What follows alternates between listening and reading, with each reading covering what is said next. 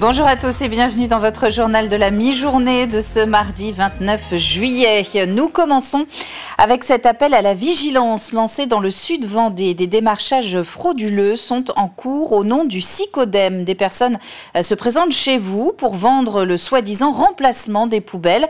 Mais aucune démarche de ce genre n'est lancée par le syndicat de collecte et de tri des déchets.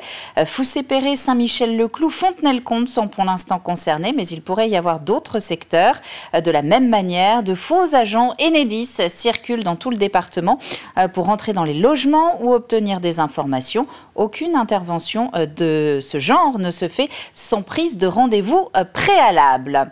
À l'heure où les étudiants cherchent encore un toit pour la rentrée, voici peut-être une piste pour le secteur des Sables d'Olonne. L'association Escale Ouest propose aux 16-29 ans un studio dans une résidence intergénérationnelle. Une seule et même adresse pour les seniors et les futurs actifs. Jeanne Bell. Dans cette nouvelle résidence des Sables d'Olonne, certains logements sont entièrement pensés pour les jeunes en transition professionnelle.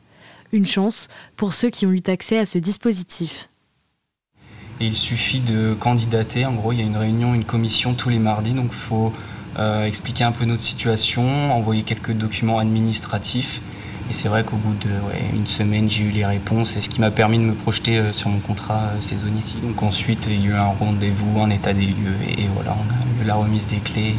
On a pu intégrer la résidence. Avec 20 mètres carrés de studio, ils ont aussi accès à de nombreux espaces communs qu'ils partagent avec les autres résidents. Cette cohabitation intergénérationnelle est l'idée de l'association Escale Ouest, spécialisée dans l'accompagnement des jeunes Vendéens vers un logement. Un point important pour Escale Ouest, c'est l'accompagnement des jeunes pour répondre à leurs interrogations et à leurs demandes. Il y a du développement d'études supérieures qui est en train de se faire sur les Sables d'Olonne. Et donc les besoins, bien sûr, derrière, c'est les logements. Parce qu'il ne s'agit pas de créer des choses, il faut aussi pouvoir abriter les jeunes. Et on a encore à travailler sur l'intergénérationnel, c'est-à-dire comment connecter les jeunes avec les personnes plus âgées.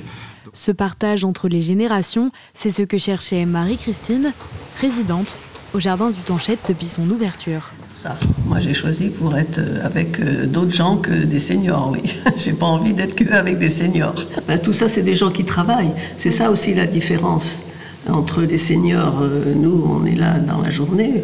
Les jeunes, c'est surtout le soir qu'ils sont là quand ils reviennent du travail. Alors, dans les mois à venir, les résidents vont pouvoir apprendre à se connaître. Ils ont entre 3 et 15 ans, sont originaires d'un peu partout en France et ont pour point commun d'avoir passé des vacances en 2024 en colonie à Talmont-Saint-Hilaire. 9000 enfants accueillis par l'association des PEP de Vendée, association qui a tenu à présenter son travail aux représentants de l'État. L'enjeu est de taille puisque le prochain budget du gouvernement doit être gelé et que celui des sites comme celui du centre du Porto à Talmont ont besoin de subventions pour continuer leur mission. D'où cette invitation donc à l'attention des parlementaires et la visite, vous le voyez, de la sénatrice Annick Billon. C'est important pour moi, évidemment, en tant que parlementaire qui vote le budget, de voir de combien il dispose et qu'est-ce qu'on doit préserver dans ce budget, parce qu'il est question d'une année blanche, mais il est question aussi d'économies nécessaires pour résorber l'endettement de la France. Et donc, c'est important de se dire, lorsqu'on doit faire des économies, il faut faire des choix. Quels sont-ils? Est-ce que c'est des choix sur l'enfance-jeunesse? Est-ce que c'est d'autres choix qu'il faut faire?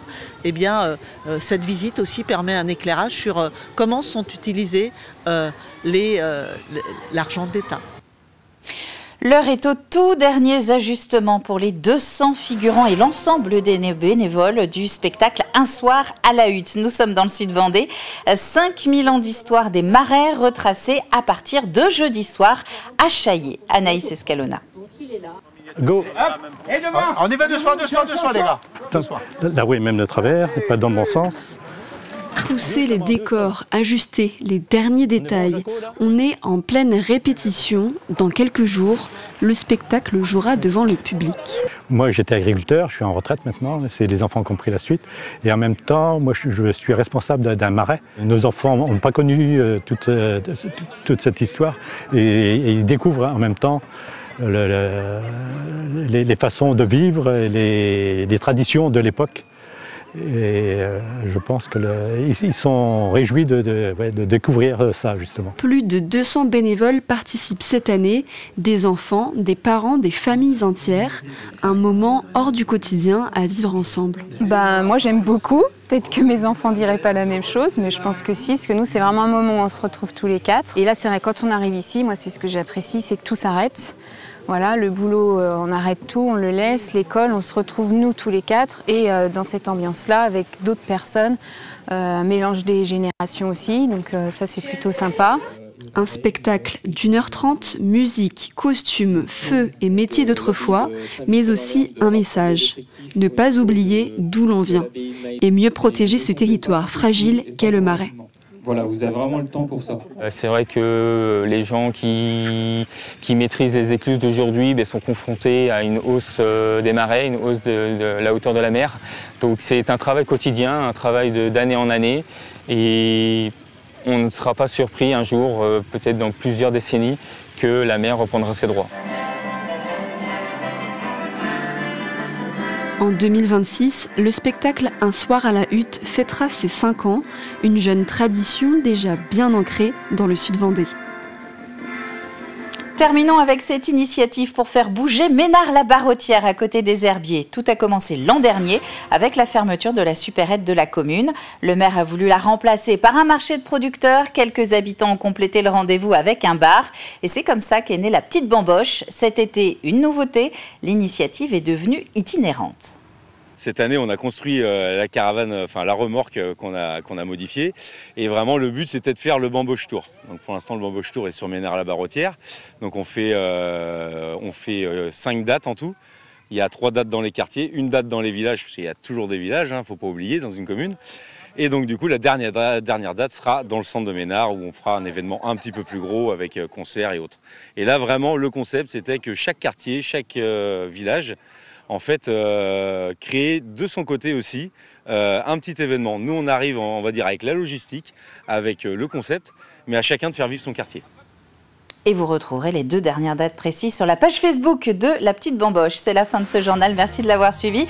On se retrouve maintenant à 18 h pour le prochain rendez-vous avec l'actu de Vendée. Bon après-midi à tous.